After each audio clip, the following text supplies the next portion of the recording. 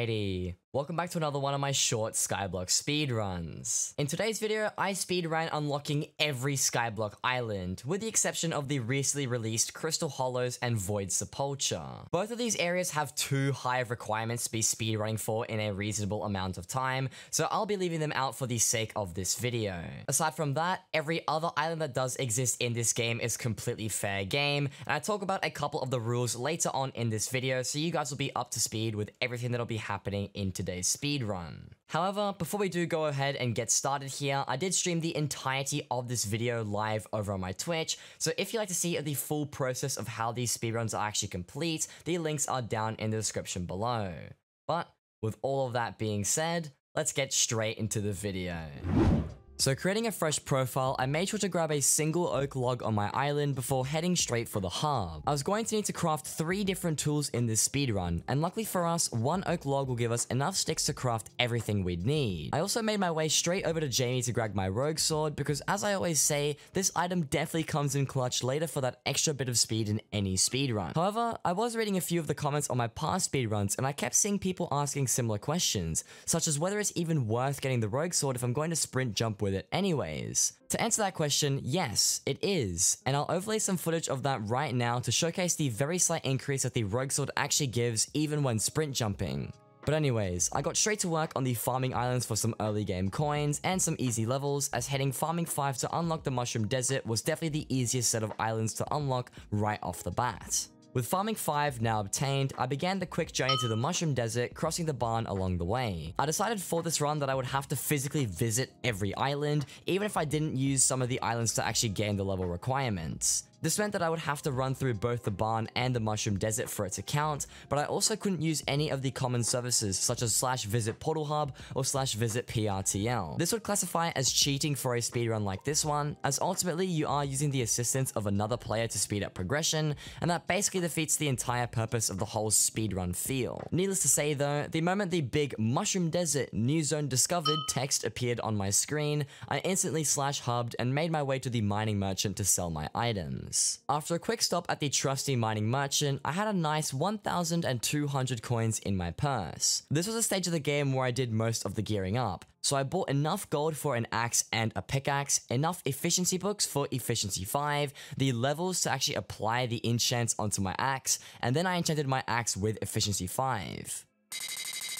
The Foraging Islands were next up on the list since I wanted to get all the easy islands out of the way, and then I could prioritize all of my time unlocking the Dwarven Mines. This is why I decided to enchant my golden axe with efficiency 5, as I only had enough money to do one of the tools that I had in my inventory, and with my newly enchanted axe, I very easily managed to secure Foraging level 1, where I headed straight for the Birch Park to get my levels up even more. Now technically speaking, if I have to head to each individual zone for it to count as discovered, that would also have meant that I should have discovered all the zones in the Mushroom Desert, including things like the Oasis or the Mushroom Gorge. Now, if you couldn't already tell, I didn't actually go ahead and do this, so it seems like a really odd inconsistency, so let me explain what's just going on here. Reaching farming 5 to unlock the Mushroom Desert also unlocks every other region on that island as part of the level up reward that you do get from reaching farming 5. But in the case of the Foraging Islands, reaching Foraging 1 only unlocks the Birch Park, and because I would have had to do bonus foraging to get the Spruce Woods, Dark Thicket, Woodland Savannah, and the Jungle Island,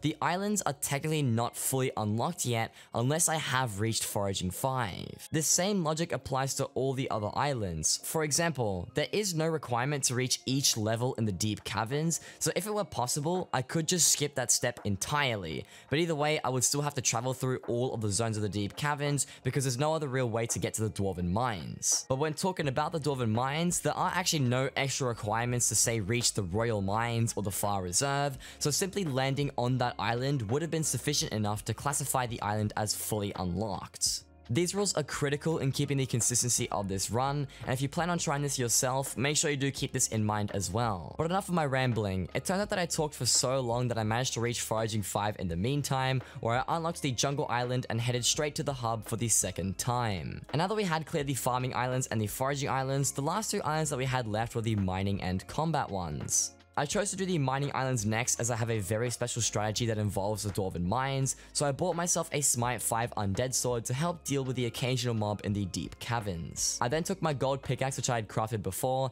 and I unlocked mining level 1, heading straight for the gold mines to get properly started on the mining skill. To reach mining level 5 and also acquire one of the collections I'd need in this speedrun, I would first have to collect the Lazy Miner's Pickaxe. Not only did I need it because it had stronger breaking power than the current gold one that I had, but the Smelting Touch was going to come in super clutch to unlock the Enchanted Iron Ingot recipe, and also let me craft the ingots without having to smelt the iron first. I needed the Enchanted Iron Ingot recipe as one of the 3 components to unlocking the Dwarven Mine, and the reason that I chose Enchanted Iron was because it was abundant everywhere in the gold mines, easy to get, and I could also simultaneously get my mining skill up whilst leveling that same collection. I also took advantage of Rusty being here, so I applied telekinesis to all of my important items and leveled up my mining skill until I reached mining level 5. Now the next stage of this run was fairly complicated, so pay close attention. First, I traveled to the deep caverns and talked to the lift operator, which allowed me to jump down the side of the map and unlock all of the layers without traversing them the normal way. I did this step first because I wanted to lose as little money as possible, and since I hadn't sold all of my items yet from hitting mining 5, this was the perfect time to do so. Next, I went back to the gold mines to get the Enchanted Iron Ingot recipe because the iron is very abundant in the gold mines and there are also no mobs to deal with, making getting this collection a breeze. This was also the point in the run where I realized that I should have talked to the carpenter to unlock the quick craft ability, so I chose to make my 3rd trip to the hub to give him a stack of wool, and on the way I bought some starter armor to make the deep caverns trip slightly easier. Afterwards, I headed back to the gold mines to acquire the 10 enchanted iron ingots, as unlocking the recipe only gave me 6 out of the 10 that I needed, so I chose to get that out of the way. And now that I had my armor, the carpentry skill unlocked, and one of the 3 materials I needed for the Dwarven Mines, I headed for the lapis quarry in the deep caverns to get started on the second material that I was going to need. At this stage in the run, I was pretty well set up. I already had experience unlocking the enchanted lapis collection and redstone collection from one of my previous runs, so the deep caverns trip overall was very easy. I'll speed up all of this boring grind for you guys as there really isn't much to say here. I wasn't even lucky enough to get a lapis llama piece from my time in the lapis quarry either. Similar to the iron grinds though, I got my collection unlocked, crafted the enchanted lapis that I needed, and headed for the pigman's den to do the exact same thing for the redstone. After a long but pretty cruisy grind, I got the enchanted redstone collection as well, crafted all the redstone that I needed, and now that I had the 10 enchanted iron, 10 enchanted lapis, and 10 enchanted redstone, I now only needed mining level 12 to finally be ready to reach the Dwarven Mines. I stayed in the transitional area between the Pigman's Den and Slime Hill to level up my mining skill further, though it is important to note that I would have gotten more XP if I decided to travel deeper in the deep caverns. The only reason I didn't want to go further down in the mines though was because the mobs also get a lot more difficult, and dying is definitely not desired because it slows down the run by a substantial amount.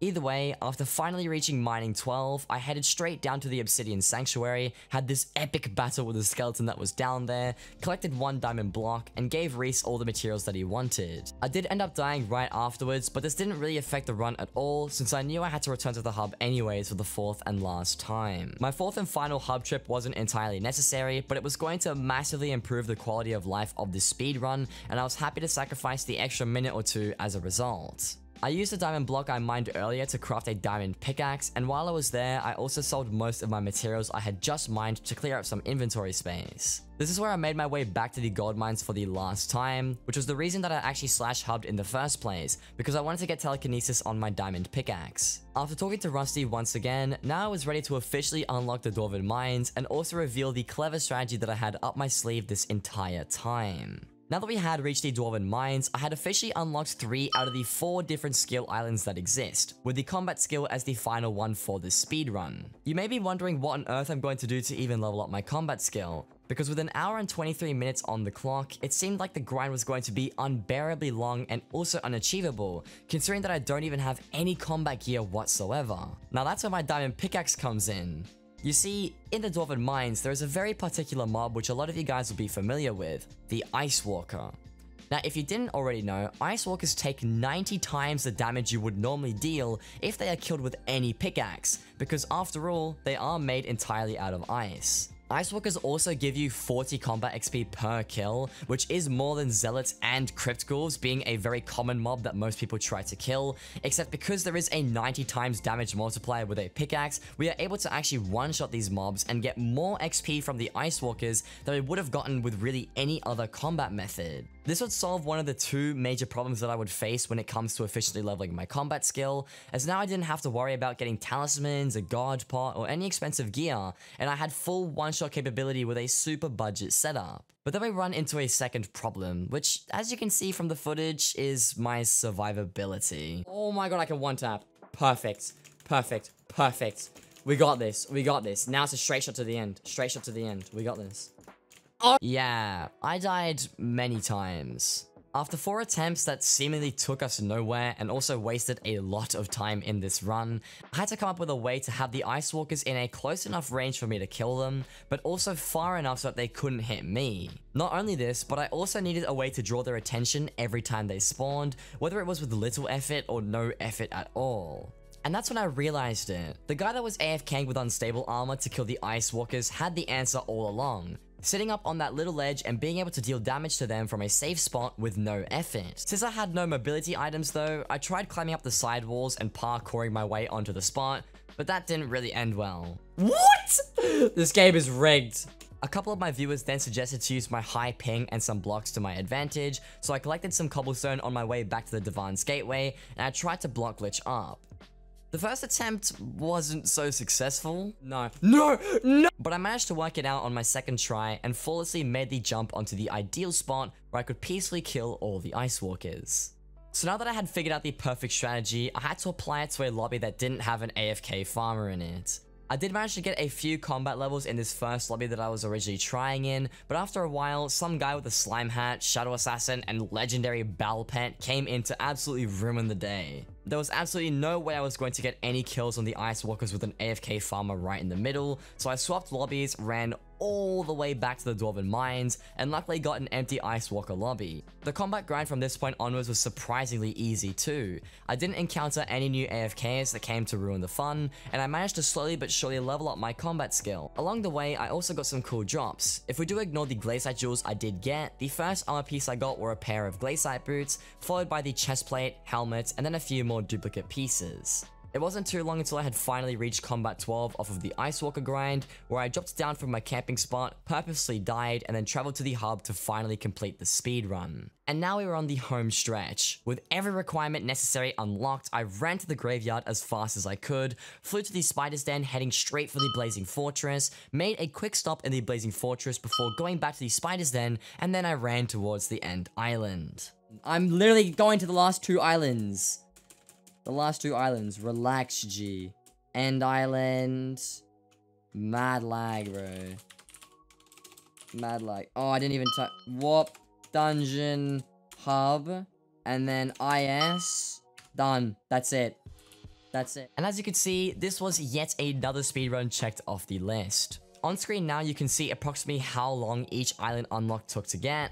But with everything added up, our final time was 2 hours, 15 minutes, 17 seconds, and 8/100ths of a second. This definitely has to be my most involved and complex speedrun yet, but overall, I really enjoyed it. The balance of the easy grinds in the farming and foraging islands, contrasted with the much harder mining and combat islands, really gives you the best of both worlds. So all in all, I have to definitely rate the speedrun a solid 10 out of 10.